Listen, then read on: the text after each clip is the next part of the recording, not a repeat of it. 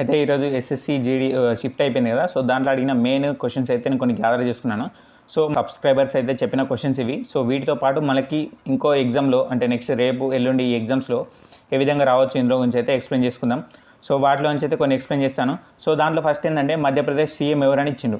So యాక్చువల్గా ఇది నా తప్పే, ఎందుకంటే నేను వీడియో చేద్దామని బుక్ కూడా అంతకుముందు ఎప్పుడో రాసుకున్నాను. చూడండి కావాలంటే. సో ఇది చూడండి, నేను వీడియో చేద్దాము వెరీ వెరీ ఇంపార్టెంట్ అని రాసుకున్నాను. బట్ నాకు ఇక కొంచెం బిజీ ఉండడం వల్ల నేను చేయలేకపోయినాను. సో దీన్ని నేను సారీ చెప్తున్నాను, ఎందుకంటే ఒక షార్ట్ వీడియో చేద్దామని రాసుకున్నాను. ఎందుకంటే రీసెంట్గా ఎన్నికలు జరిగినాయి కదా. సో డిసెంబర్లో 2023 డిసెంబర్లో సో ఏ ఎగ్జామ్ అయినా డెఫినెట్గా క్వశ్చన్ రావచ్చు అని చెప్పేసి నేను ఎగ్జామ్ దీనిలో రాసినాను. సో దాంట్లో ఏంటంటే ఫస్ట్ ఒకటి మధ్యప్రదేశ్ యొక్క సీఎం ఎవరంటే మోహన్ యాదవ్. So BJP. అంతకుముందు ఎవరు శివరాజ్ సింగ్ చౌహాన్ గారు ఉండేది. సో అతని ప్లేస్లో మనకి ఇప్పుడు ఇతనైతే వచ్చిండు, వెరీ ఇంపార్టెంట్. ఆ తర్వాత రాజస్థాన్ యొక్క సీఎం, ఫస్ట్ సీఎం ఇతను భజన్ లాల్ శర్మ. ఏ విధంగా అయితే తెలంగాణలో కాంగ్రెస్కి ఏ విధంగా రేవంత్ రెడ్డి గారు ఫస్ట్ సీఎం అయ్యారు, ఇక్కడ కూడా భజన్ లాల్ శర్మ బీజేపీ నుంచి ఎలక్ట్ అయ్యిండు. ఆ తర్వాత ఛత్తీస్గఢ్లో విష్ణు దియో సాయి బీజేపీ నుంచి ఎలక్ట్ అయ్యిండు. ఆ తర్వాత తెలంగాణ రేవంత్ రెడ్డి కాంగ్రెస్ నుంచి ఎలక్ట్ అయ్యిండు. ఆ తర్వాత మిజోరం నుంచి లాల్ దుహామా. ఆ తర్వాత మనకి కర్ణాటకలో ఎలక్షన్ జరిగినాయి అంతకుముందు. సో సిద్ధరామయ్య ఎన్నికయ్యాడు. సో వీటి గురించి ఎక్స్ప్లెయిన్ చేద్దాం అనుకున్నాను, బట్ మర్చిపోయినాను. సో అదేవిధంగా మీరు ఈ నార్త్ ఈస్ట్ మీద కూడా ఫోకస్ చేయండి. సో త్రిపురలో ఉంది ఏంటంటే సీఎం మాణిక్ సాహా. నాగాల్యాండ్లో నెఫియో రియో. ఎన్డీపీపీ పార్టీలు ఏం అవసరం లేదు, బట్ నేర్చుకోండి. సో మేఘాలయలో కన్రాడ్ సంగ్మా ఉన్నాడు. ఎన్పీపీ అంటే నేషనల్ పీపుల్స్ పార్టీ, ఇది జాతీయ పార్టీ. సో వీటితో పాటు మనకైతే ఈ నార్త్ ఈస్ట్ మీద ఎక్కువ ఫోకస్ చేయండి. CM Himanta Biswa Sarma BJP. Arunachal Pradesh CM Pema Khandu BJP. Manipur యొక్క CM N Biren Singh BJP. So Meghalaya Conrad Sangma BJP plus NPP. ఇక్కడ సంకీర్ణ ప్రభుత్వం ఉంది. సో ఆ తర్వాత మిజోరంలో Lal Duhoma ZP P party. ఆ తర్వాత నాగాలాండ్లో నెఫియో రియో ఎన్డీపీపీ పార్టీ ఉంది.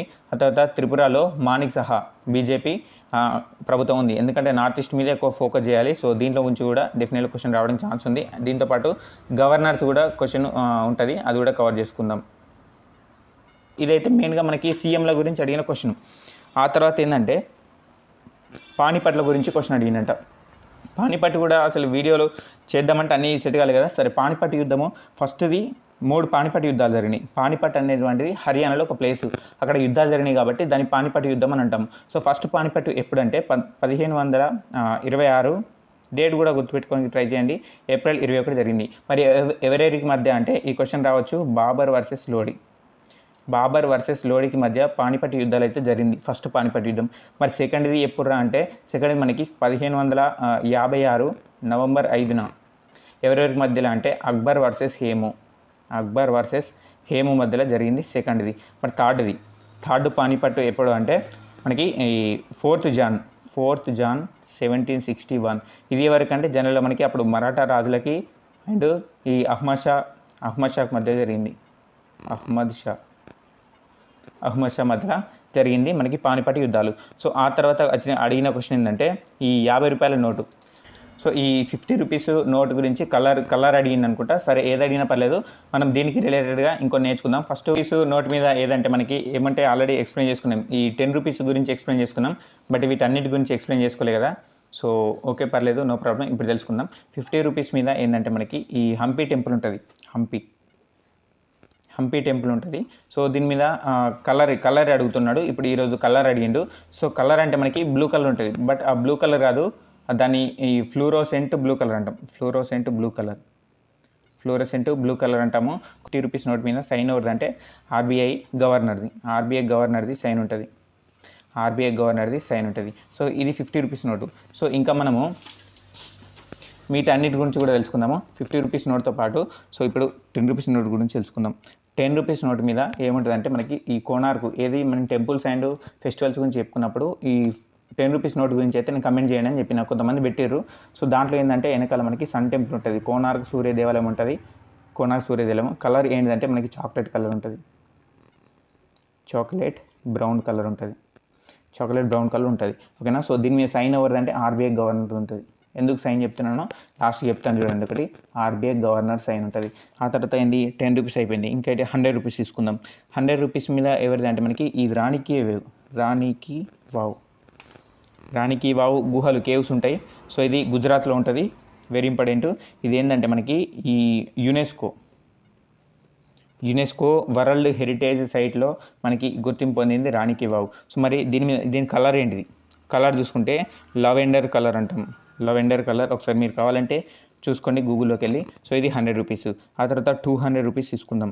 200 రూపీస్ వెనకాల ఏంటిది? మనకి సాంచి స్తూపం ఉంటుంది. సాంచి స్తూప ఉంటుంది. దీని యొక్క కలర్ ఏంటిదంటే బ్రైట్ ఎల్లో కలర్ ఉంటుంది. సో దీని మీద సైన్ ఎవరిదంటే ఆర్బీఐ గవర్నర్. సో ఇది 200. ఆ తర్వాత 500 రూపీస్ నేర్చుకుందాం. సో 500 రూపీస్ మీద ఏంటిది? మనకి ఈ మహాత్మా గాంధీ దండి మార్చ్ చేస్తాడు. ఎప్పటి నుంచి ఎప్పటి వరకు మహాత్మా గాంధీ దండి మార్చ్? మనకి 12 మార్చ్ 1900. ఇక్కడ నుండి మనకి ఎప్పటి వరకు 6th ఏప్రిల్ 1930 వరకు వేస్తాడు. సో టోటల్గా ఈ దండి మార్చ్లో పాల్గొన్న సభ్యులు ఎంతమంది అంటే 78 మంది. అసలు ఈ దండి ఏంటంటే మనకి గుజరాత్లో సబర్మతి దగ్గర దండి. సో ఈ బ్రిటిష్ వారికి ఆపోజిట్గా మేము కూడా తయారు చేసుకుంటాం, మేమే తయారు చేసుకుంటాం ఉప్పు అని చేసి. సో ఇంతమందితోటి ఈ గాంధీ గారు అయితే పాదయాత్ర చేసి దండి వెళ్ళి అక్కడ స్వయంగా ఉప్పు తయారు చేయడం జరుగుతుంది. అదే దండి సత్యాగ్రహం. సో ఇదేంటిది? 500 రూపాయల నోటు వెనకాల దండి సత్యాగ్రహం అంటే మహాత్మా గాంధీ దండి సత్యాగ్రహం గురించి ఉంటుంది. సో దీని మీద కలర్ ఏంటంటే స్టోన్ గ్రే కలర్ ఉంటుంది. స్టోన్ గ్రే కలర్ ఉంటుంది. ఆ తర్వాత 200 రూపీస్. 200 అయిపోయిందా? 2000 రూపీస్. సో 2000 పైన ఏంటిది? ఈ కలర్ ఏంటిదంటే magenta colour. Oh my God wow అంటే కదా. So magenta colour. ఆ తర్వాత దీని మీద ఏముంటుందంటే మంగళ్యాన్. సో ఇది 200 నోట్ మీద. సో దీని మీద సైన్ అవుతుంది ఆర్బీఐది. సో ఎందుకు చెప్తున్నా ఆర్బీఐ గవర్నర్ అంటే వెరీ వెరీ ఇంపార్టెంట్ ఏంటంటే 1 రూపీ నోటు. 1 రూపీ నోటు మీద ఎవరి యొక్క సైన్ ఉంటుందని అడుగుతాడు. ఈసారి మీకు ఏ షిఫ్ట్లోనైనా అడిగే ఛాన్స్ ఉంటుంది. 1 రూపీ నోట్ మీద ఎవరి సైన్ ఉంటుందంటే అన్నిటి మీద ఏంటంటే ఆర్బీఐ యొక్క గవర్నర్ సైన్ ఉంటే 1 రూపీ నోట్ మీద మాత్రం ఫైనాన్స్ సెక్రటరీ సైన్ ఉంటుంది. Finance secretary very important. ఇది గుర్తుపెట్టుకోండి. ఫైనాన్స్ సెక్రటరీ సైన్ ఉంటుంది. సో ఇది ఏంటంటే మనకి కరెన్సీ గురించి అయితే ఎగ్జామ్లో అడిగిండు. సో నెక్స్ట్ అడిగిన క్వశ్చన్ ఖాగ్ ఆర్టికల్. నేను ఆల్రెడీ ఎప్పుడు చెప్తున్నాను, ఇది ఏదైతే రాజ్యాంగబద్ధ సంస్థలు ఉంటాయి కాన్స్టిట్యూషన్ బాడీ, వాటి గురించి నేర్చుకోండి అని ప్రతి వీడియోలో చెప్తున్నాను. సో ఖాగ్ అంటే controller and auditor general of India.